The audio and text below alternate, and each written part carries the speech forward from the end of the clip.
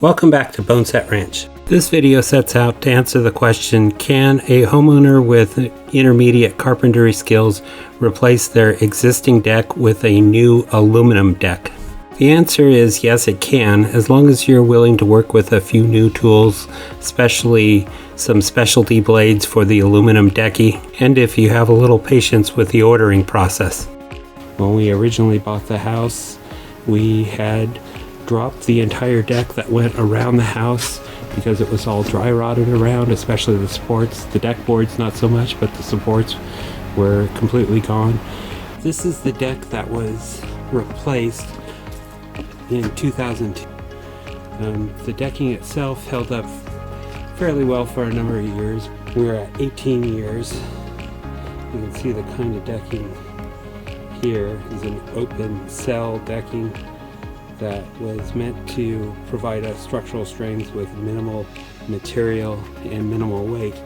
But over the years, as the plastic in the decking degraded in the sunlight and the weather, it weakened, and there were places in the cell that have allowed it to be broken through. We're at a point now where we can replace the deck. We were looking for the replacement deck to do three things: be durable, be available, and be fireproof. Aluminum decking seemed to be the obvious choice, but when you go down the big box store aisles, there is no aluminum decking available. Thankfully, there are several options on the internet, and eventually I landed on Lastec as my choice. I had contacted a few manufacturers, but Lastec was the easiest one to order with. Lastec also had the best instructions for installation, which was something that made me more comfortable about being able to order and install this product. The cost is up in the level of a high-end deck, but the hope here is the last deck I'll ever have to install,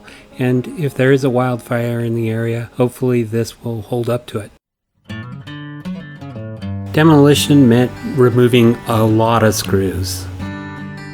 Our old faithful lab Jake was more than happy to have me as his companion down at his level though.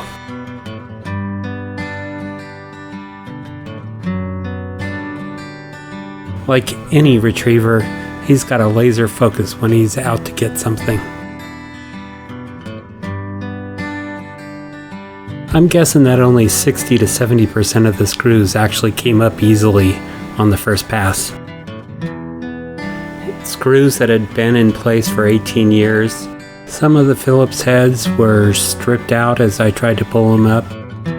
And a surprising amount of moisture collected inside the cells of the deck and corroded many of the screws to where just the heads came out, but the thread still held the decking on through the bottom.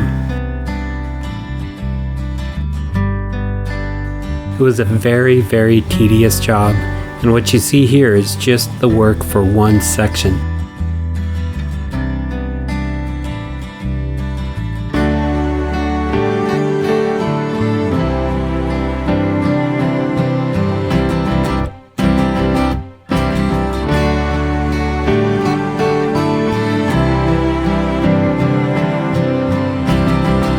The old joists underneath were in surprisingly excellent condition, with no dry rot on the tops. I did add extra joists in between each of the existing joists. The old wood railing also needed to go. It all came apart one screw at a time.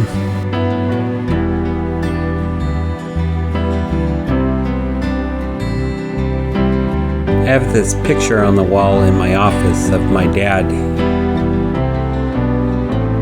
Picture of my dad helping me to build the railings at one time. As I was taking the railing apart, I was thinking back to this picture quite a bit. I miss that he's no longer here to help with these projects.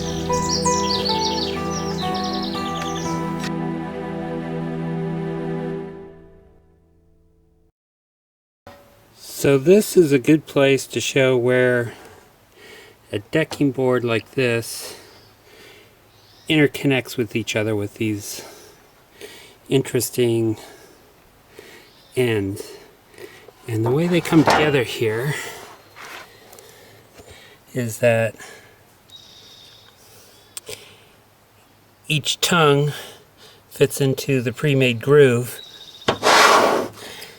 You can see here the groove and the tongue, and they come together here at each side.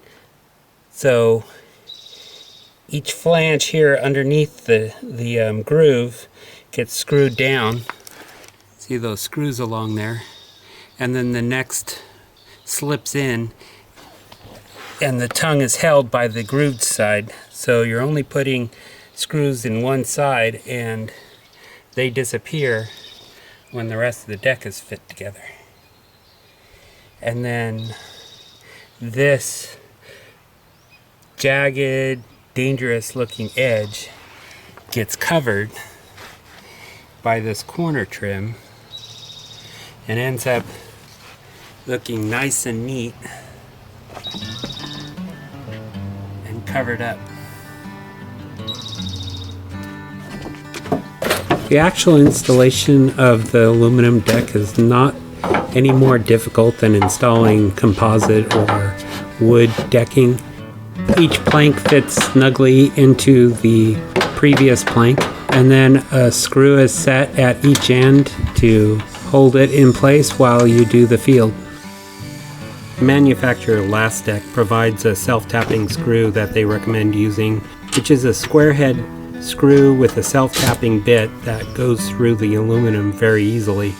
I did run out of the originally provided screws towards the end and went to Home Depot and all of the other local hardware stores. I could not find the same replacement screw. What I did find was not a good match. It was a Phillips head screw that stripped out a lot as you used it and did not go in as firmly as the square head bits that the manufacturer provides. So making sure you have enough screws when you order the product is important. At this point, the deck boards are getting to be 14 plus feet long.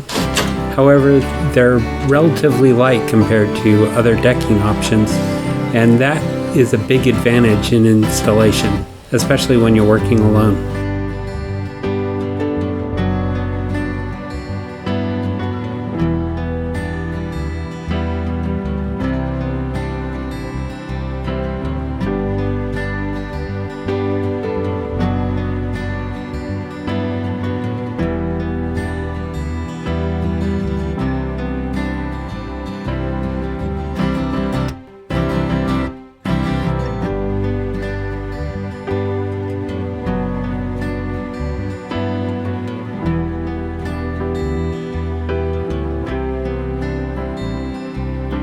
I have installed composite decking on the property, wood decking, and now this aluminum decking, and I would say that once you get used to cutting the pieces and fitting them into place, using the aluminum deck is as straightforward as using any other decking, and the finished installed product looks great.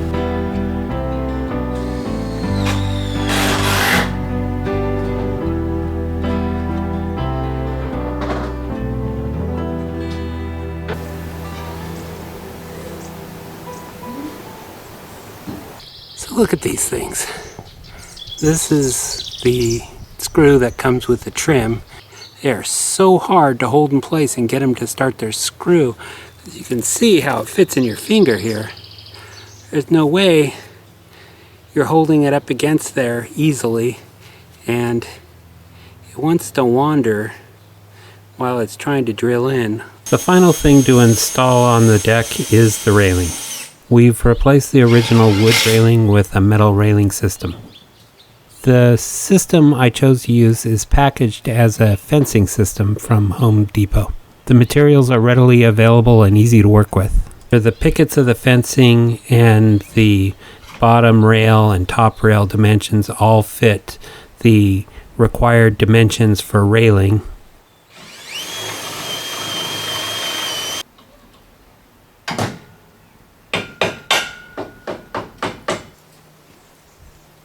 The reason this is probably not classified as railing in its packaging is the fact that they have no control over how the fencing system would be installed as a railing, and so they can't ensure that it would meet the code requirements to have 200 pounds of force resistance horizontally.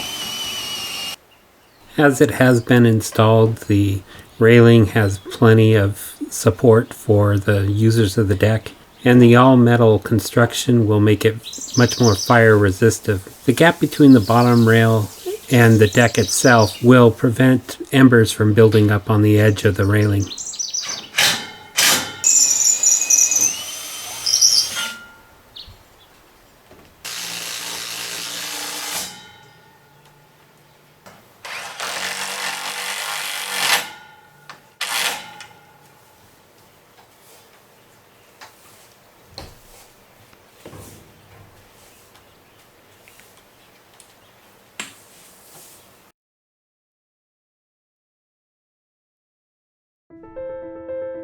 And here is the final finished deck.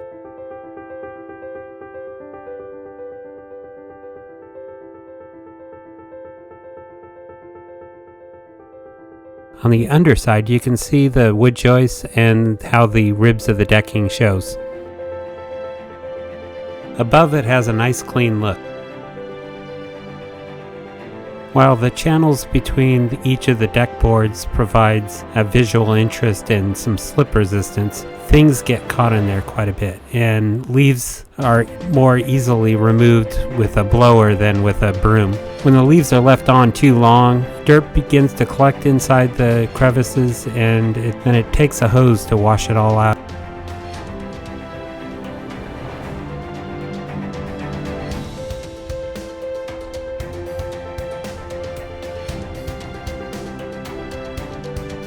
I'm really pleased with the final product. It was a lot of work to get here, but in the end, I have exactly what I was looking for in a new deck, with fire resistance, a solid surface, ease to maintain, and just something good to look at, and something I expect to last for a long time now.